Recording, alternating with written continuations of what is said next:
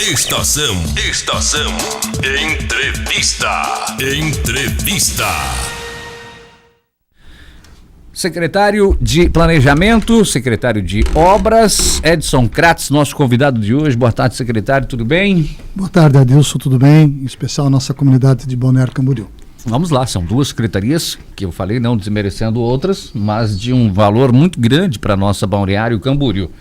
São 100 dias que o senhor está à frente destas duas pastas. Vamos começar falando sobre planejamento, né? Que é, inclusive, um assunto mais delicado, porque já envolve, inclusive, uma investigação, né? Uma auditoria que foi feita.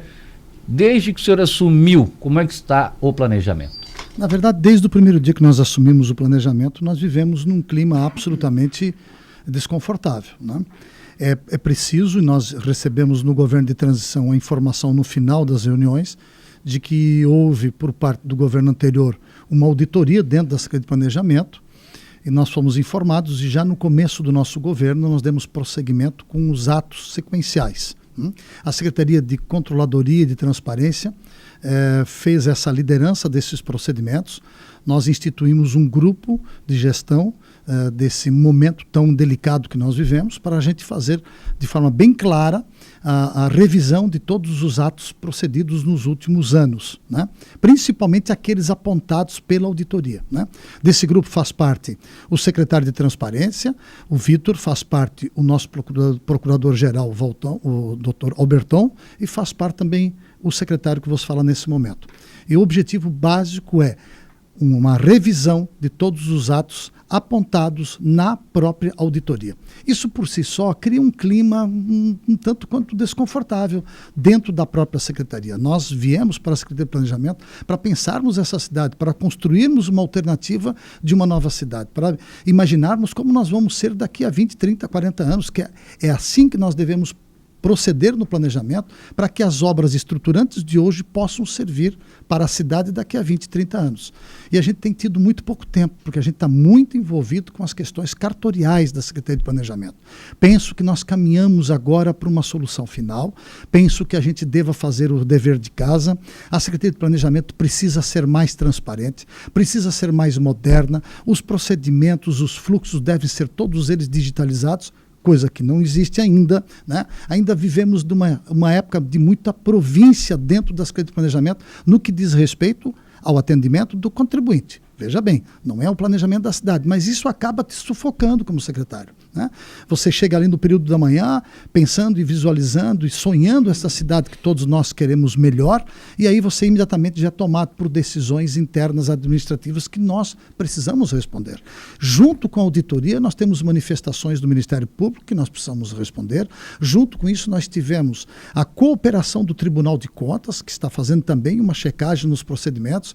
Tivemos um evento lamentável, que todos nós sabemos exatamente qual foi a morte que gera consequência, né? Que tem um procedimento dentro da polícia sendo verificado. Então, é dentro deste clima que nós estamos tentando sobreviver dentro da Secretaria de Planejamento, e nós estamos nos envidando em todos os esforços para que este tempo seja o menor possível. Foi encontrada alguma irregularidade? Isso esta auditoria está fazendo, né? Liderada pelo Vitor, secretário de Transparência. Nós estamos verificando todos os atos e vamos nos pronunciar no devido momento com relação um por um dos 100 e tantos procedimentos que foram apontados na auditoria que nos foi entregue. Então isso nós temos que deixar muito claro, né? Então nós temos, primeiro, uma auditoria interna. Segundo, nós temos a manifestação do Ministério Público, que colabora, que nós estamos trabalhando de forma bastante alinhada. Terceiro, nós temos a colaboração do Tribunal de Contas com os seus técnicos. E ainda mais, nós temos outros procedimentos junto com a polícia, surgimento de novos fatos que vêm acontecendo nos últimos tempos, que já estão devidamente registrados em boletim de ocorrência com relação a alguns procedimentos internos da Secretaria. Mas assim, o que nós precisamos de uma vez por todas? Se há culpado, os culpados serão apontados. Mas a imensa maioria da população e a imensa maioria de quem trabalha na Secretaria de Planejamento, de quem convive na cidade, quer uma revisão e uma postura final. Nós precisamos trabalhar, nós queremos trabalhar, né? Se houve procedimentos irregulares, que sejam punidos aqueles que procederam desta forma, né? Mas nós precisamos continuar, o município precisa continuar, né? E o nosso dever de casa ainda hoje eu estava conversando com o departamento de compras para que a gente possa visualizar um novo procedimento absolutamente moderno dentro dos atuais ritos de uma cidade vanguardista como Balneário Camboriú, para que a gente não fique dependendo de livro de protocolo escrito à mão, para que a gente não tenha que ficar dependendo de processos ainda dentro de caixas, né? E aí é muito importante que nós estamos oportunizando junto com o Sinduscom e junto com a comunidade um novo procedimento de licenciamento das edificações. Isso é muito importante. Isso nós começamos a construir ainda no final do ano passado, em novembro, dezembro, eu me manifestei, fomos ao Sinduscom, a Câmara Especializada, nós estamos construindo juntos um modelo alternativo de licenciamento, isto é, a aprovação das edificações na cidade ficará absolutamente muito mais linear, muito mais retilíneo, muito mais rápido, muito menos desburocratizado. Porque é este rio cheio de curvas, é que em cada curva você tem a oportunidade de alguém estar ali esperando por uma oportunidade, que nem sempre é uma oportunidade republicana, nem sempre é uma oportunidade que visa boas intenções. E isso nós precisamos fazer disso um ato retilíneo. Nós precisamos fazer com que a aprovação seja um ato normal. O ideal é que nós pudéssemos fazer a aprovação de qualquer edificação em casa, online, né? Porque é simplesmente Perfeito. O quê? Quem projeta tem obrigação de cumprir o que está escrito na lei. Quem analisa, simplesmente vai analisar os fatos em si, porque quem projeta já está juramentado por força de lei de que só pode projetar o que está correto. Então, é uma soma de esforços de quem projeta, do agente público e do agente externo. Nós precisamos nos somar para que nós possamos achar a melhor forma de evitar com que em cada curva de rio, como eu disse agora há pouco, nós tenhamos uma oportunidade não interessante para a cidade. E veja, esse novo procedimento de licenciamento das construções, ele coloca claramente a responsabilidade sobre 4 agentes. O primeiro deles, quem projeta a edificação. O segundo, o profissional que executa a edificação. Terceiro, o agente público que analisa para ver se pode viabilizar a emissão do alvará de construção. Quarto, quem é o proprietário do empreendimento. Estes 4 assinam um termo de compromisso onde cada elemento constante nas planilhas que doravante serão entregues para o planejamento poder analisar, que são exatamente verdadeiras, né? Então, este compromisso, esse compromisso de todos os envolvidos para que nós possamos acelerar os procedimentos é extremamente fantástico para a cidade. Nós não podemos hoje esperar 2, 3, 4 meses, às vezes 1 ano, para podermos aprovar uma edificação. Todas as edificações, por menor ou maiores que elas sejam, elas geram emprego, geram renda, geram riqueza para a cidade. Verdade. Até porque, bem como o senhor disse, né? Demora tanto assim porque existem muitas curvas hoje até se definir o que o senhor pretende mudar. Mudando de assunto também, depois a gente vai falar, né? Nós temos pouco tempo, porque eu tenho que passar para a Secretaria de Obras também, mas quero falar do plano diretor, quero falar também da mobilidade urbana, das condições do transporte coletivo da nossa cidade, enfim, como é que está na sua cabeça hoje a sua equipe?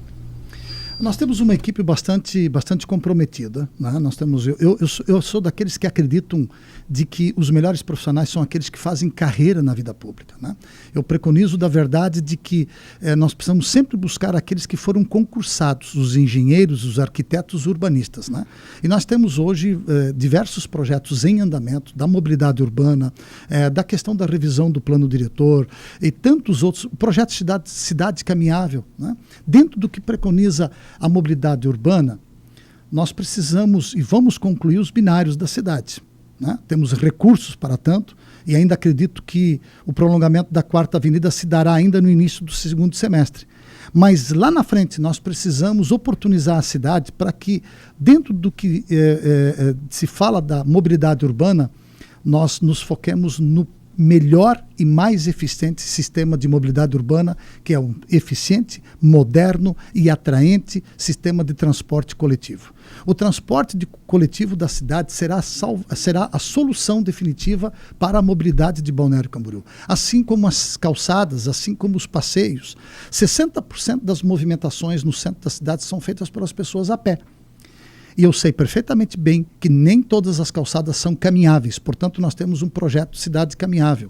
Nós temos um projeto de ampliação do sistema cicloviário que já existe, que é muito bom, mas nós podemos ainda aumentá-lo ainda mais. Mas principalmente o foco maior vai ser pelo modal diferenciado que é o sistema de transporte coletivo para as cidades. Nós acreditamos que o sistema de transporte coletivo ele ocupa somente 20 a 25% da faixa territorial do município e consegue conduzir em até 75% da sua população. Agora, isso passa também por outros procedimentos, como, por exemplo, o sistema de parqueamento da cidade. Nós precisamos voltar, e isso está em andamento, né? Nós precisamos fazer o sistema de parqueamento progressivo, né? Você, para estacionar um carro, você precisa pagar, evidentemente, né? E você pode pagar mais ou menos, dependendo de onde o município entenda que nós tenhamos os maiores problemas de mobilidade urbana. Então, esse somatório de ações do governo, esse somatório de ações que são solicitadas pelo prefeito para que nós colocamos em estudo e nos comuniquemos com a comunidade, é que vão nos levar a soluções definitivas e melhorar em muito a questão da mobilidade urbana de Balneário Camboriú. A começar pelo plano de mobilidade urbana. Na região da Anfre, o único município que não tem o plano de mobilidade urbana é o de Balneário Camboriú, porque não estava inserido no contexto da Anfre, né? Nós estamos agora editando uma concorrência para fazermos então o plano de mobilidade urbana. Eu já vou responder aqui para a questão, né, do pessoal da calçada ali, ó, em frente à creche dos Pioneiros. Está intransitável, muitas crianças e mães com carrinho que passam por ali. É justamente aqui na Miguel Mate, né, aqui atrás, que está essa situação.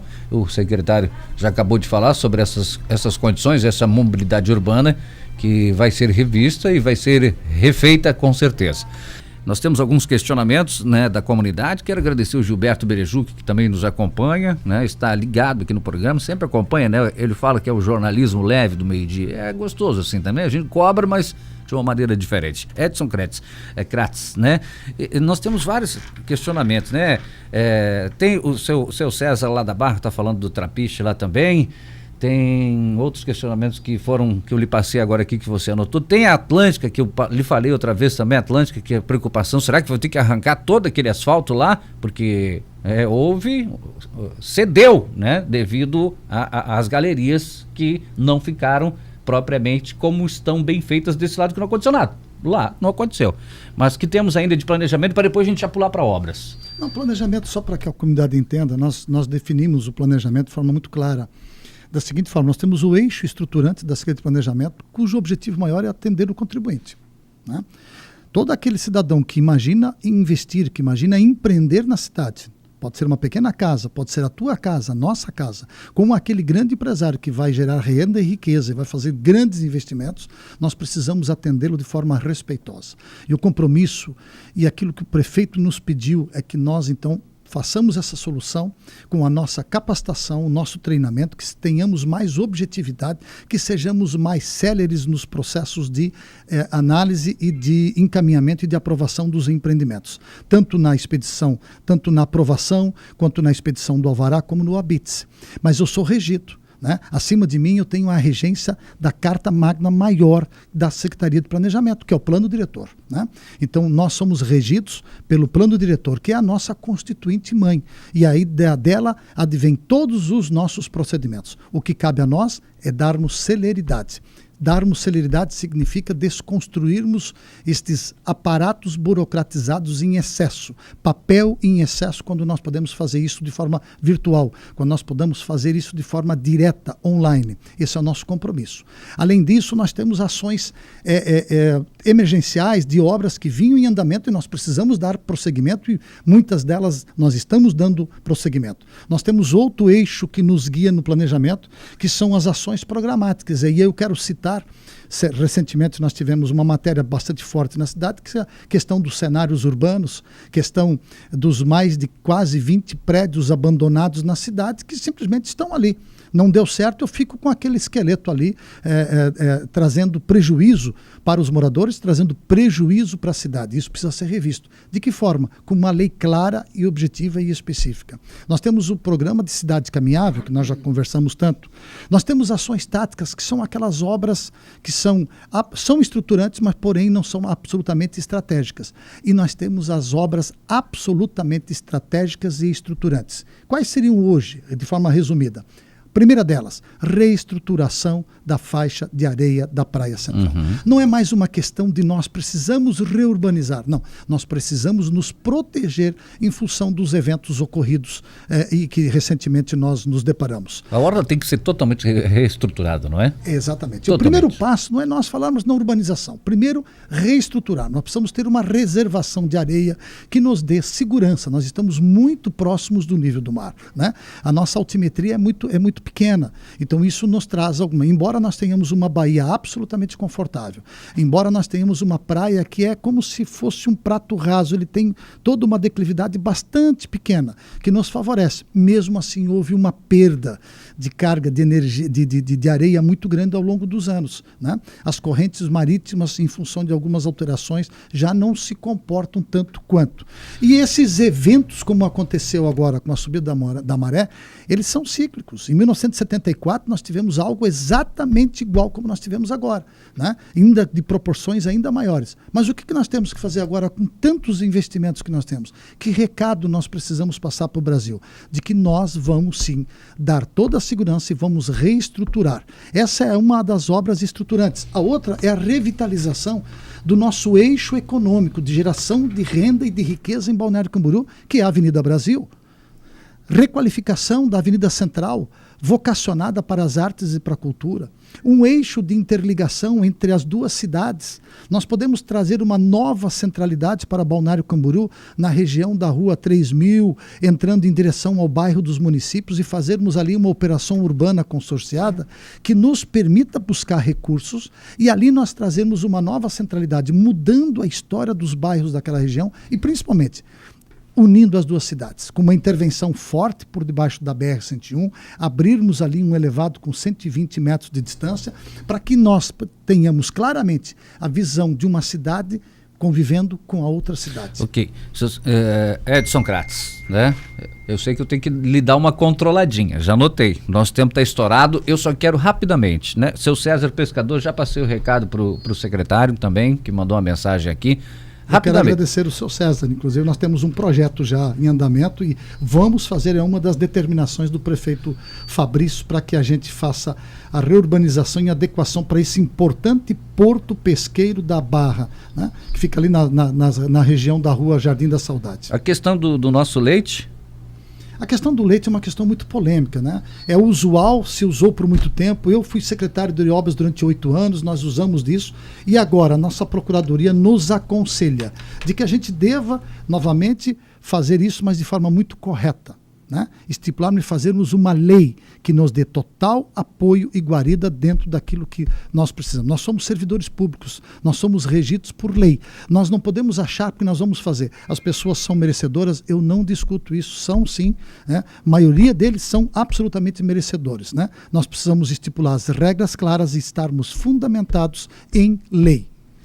Eu vou convidar o secretário de obras para vir outro dia aqui, né? Eu convidei o de planejamento hoje. Mas rapidamente, me diga, a questão dos 7 eixos de atuações que a Secretaria de Obras tem preparada para também modificar o atendimento em relação à Secretaria de Obras para a cidade. Nós temos 1 minuto para falar, não dá tempo de falar, é só resumidamente. 7 eixos. O eixo principal, esforço concentrado. Eixo segundo, operações concentradas nos finais de semana, sexta e sábado, para darmos um recado claro num determinado local da cidade.